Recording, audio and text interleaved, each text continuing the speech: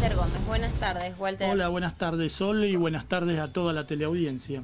Vamos a hablar en el día de hoy un tema bastante que está de auge y muy cotidiano como es el principio de inocencia. Es que se ha vuelto un tema polémico. Y como el director dijo, plantea un tema polémico en esta última semana, dije, vamos a hablar de principio de inocencia. En realidad, ¿por qué se ha vuelto polémico? Porque es un principio que de golpe se empezó a cuestionar. No se sabe muy bien cuáles son los alcances de este cuestionamiento o cómo va a terminar. Pero sí es imprescindible aclarar que el principio de inocencia, que no es más ni menos aquellos que decimos todos desde muy chicos, que nadie es culpable hasta que se pruebe en un tribunal de justicia, o al revés sería todo el mundo es inocente hasta que se pruebe lo contrario. Esto que es tan simple es una construcción que llevó siglos. Costó sangre construir este principio y que después se transformara en ley. Nuestra Constitución lo tiene previsto en el artículo 18. No lo dice en estos términos populares, pero obviamente el principio de inocencia está garantizado por la Constitución Nacional. Decir otra cosa o pretender decir otra cosa es violar la Constitución Nacional. Y sobre todo en un tema tan sensible. ¿Por qué costó tanto construirlo? Porque pasamos por distintas etapas en la humanidad, pero vamos a los últimos 1000 años.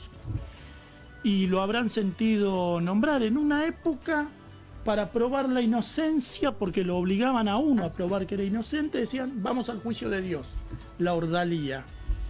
Que el juicio de Dios, esta palabra, ordalía, significaba, lo tiramos al río atado de una piedra, y si sobrevive después de estar una hora bajo el agua, es un milagro, quiere decir que era inocente. Los datos dicen que la mayoría pobre era culpable. Claro. Ante una acusación pasaba eso. Simplemente se lo acusaba y se probaba. El otro método era abrazar un hierro al rojo vivo. También. Si te la aguantabas, estas fueron las dos más usadas.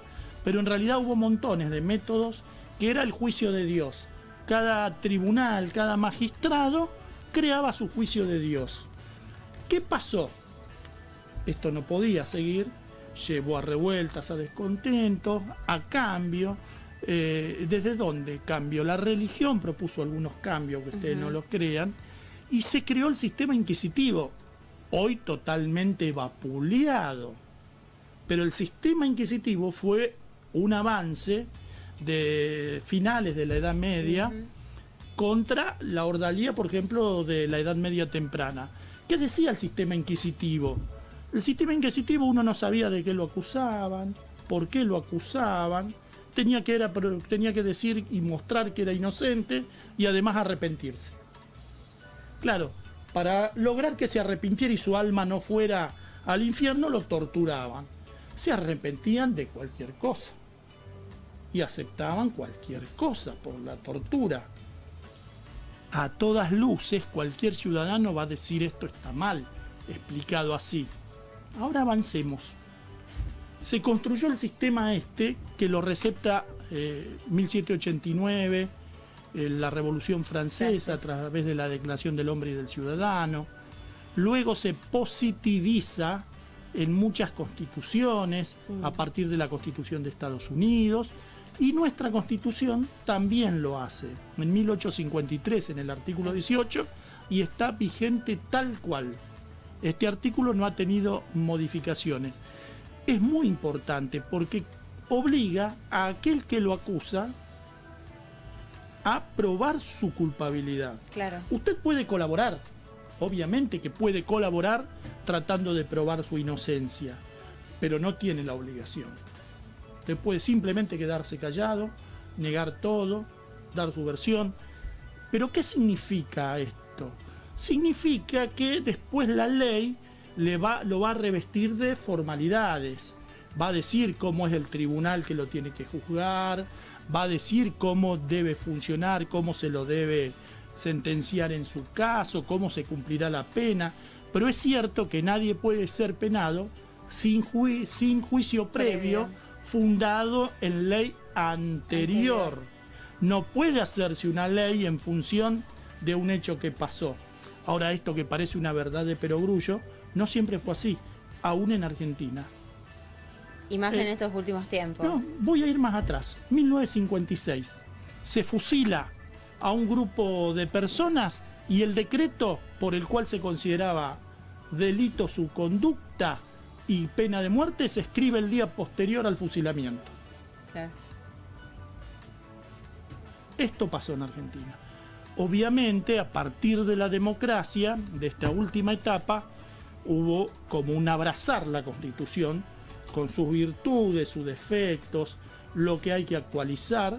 Se abrazó la Constitución y se vino respetando. ¿Qué ocurre? Este último día se ha puesto en duda el principio de inocencia. Se lo ha reemplazado por un tribunal inquisitivo que podríamos llamar a la opinión pública.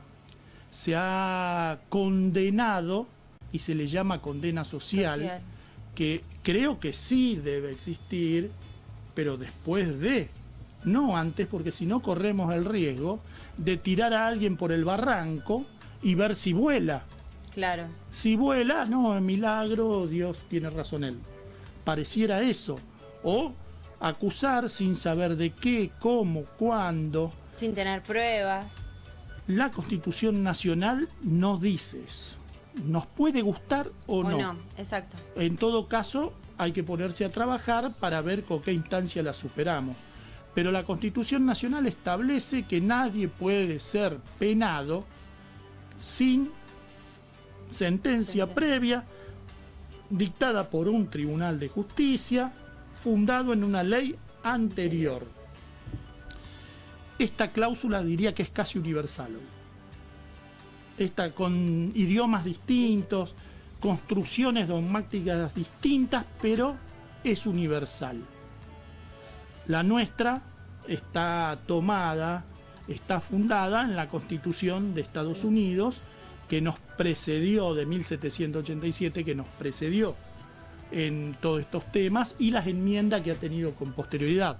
La nuestra, ser de 1853, ya redactó una cláusula más abarcativa y más clara, pero está vigente. Pero vamos a despojarnos de la cuestión personal. Usted dirá, está hablando del actor.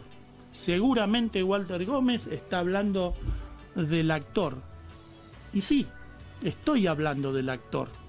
Estoy hablando de Morgan Freeman. ¿Quién es Morgan Freeman?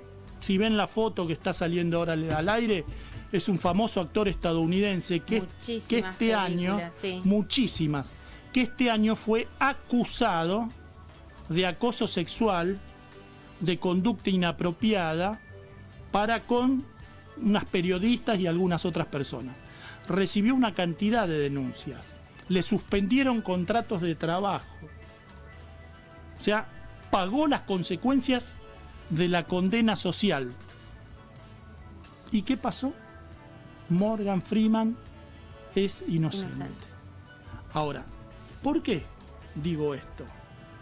Porque se probó que una periodista racista de la CNN fraguó el informe por el cual después se lo masacró públicamente y popularmente a Morgan Freeman.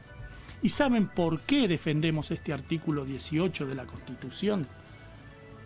Porque es preferible, y esto te lo enseñan en Derecho apenas entras, y los repetimos, más allá de que ahora ande alguna abogada haciéndose la demagógica en los canales importantes de Buenos Aires, esto lo aprendemos. Siempre hay que tratar de que aquel que sea inocente no vaya detenido injustamente. Todo esto está previsto para el inocente, para proteger al inocente. Obviamente se nos puede escapar un culpable. Es cierto. Es cierto, sí. Pero en la valoración, nuestros constitucionalistas y nuestros constituyentes decidieron que es preferible que tal vez se nos vaya algún culpable a que un solo inocente vaya preso, y por eso se lo rodeó de todas estas condiciones.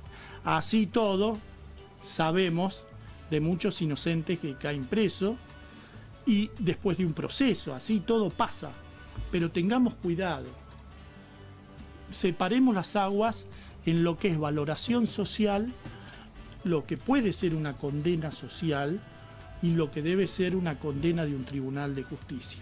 La presunción de inocencia está puesta para usted, señora, para usted, señor, para vos, Sol, para todos los que están aquí en el estudio, para los vecinos, porque cualquiera puede verse acusado injustamente. Y le digo algo, en el estudio lo hemos visto muchas veces. Sí.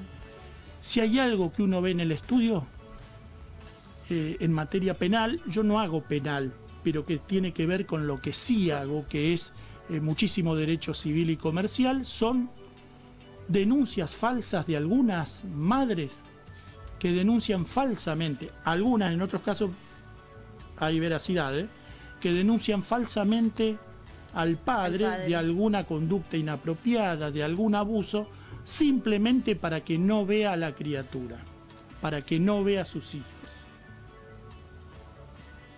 ¿Qué es lo que juega ahí? La presunción de inocencia. De inocencia, exacto. Obviamente, después de un proceso que a veces es largo, se logra probar la inocencia. En el mientras tanto, el daño.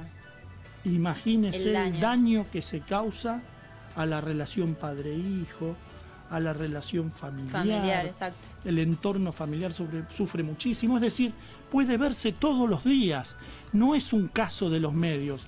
Lo de los medios es excepcional, pero a veces sirven para cambiar conductas. Bueno, cuidado que el cambio de conducta no nos lleve a destruir la presunción de inocencia. Muchos años adelante la Cátedra de Derecho Constitucional, ustedes saben que hemos tenido la suerte de poder dar clase en esta materia, y uno en este artículo, en el artículo 18, presta especial atención. Exacto. Y los alumnos saben que se les toma en el examen con mucha rigurosidad este artículo, porque es clave para la estructura jurídica de un país democrático, de una república, de un país que quiere ser serio. Ojalá la presunción de inocencia siga vigente. Cuidado con el meter preso a la gente por un simple señalamiento. Cuidado con condenar socialmente a alguien, echarlo del trabajo y demás por un simple señalamiento. Porque esto pasa. Hemos tenido casos así. Y hemos tenido casos con el nuevo sistema que tenemos, que son capaces de reconocer culpabilidad aun cuando no fueran, con tal de salir en libertad y no permanecer preso. Eso realmente está mal y es peligroso.